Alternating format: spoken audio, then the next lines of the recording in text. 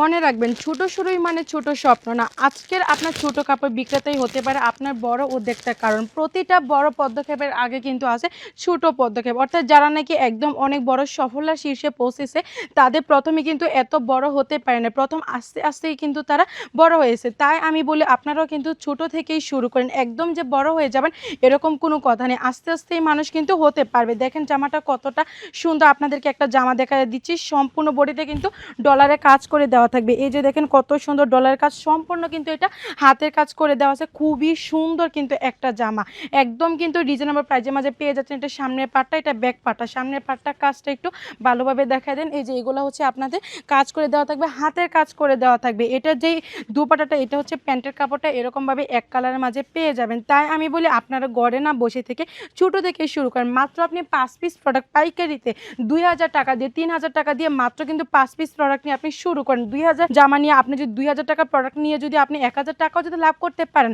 পরবর্তী আপনি 3000 টাকা প্রোডাক্ট নিয়েও কিন্তু আপনি সেল করতে পারেন। এভাবেই ছোট থেকে আপনি আস্তে আস্তে শুরু করুন, তাহলেই কিন্তু আপনি পারবেন। আর যদি বসে থাকেন তাহলে তো হবে না। তাই বলি দেরি না করে দ্রুত আজই এখনই শুরু করুন।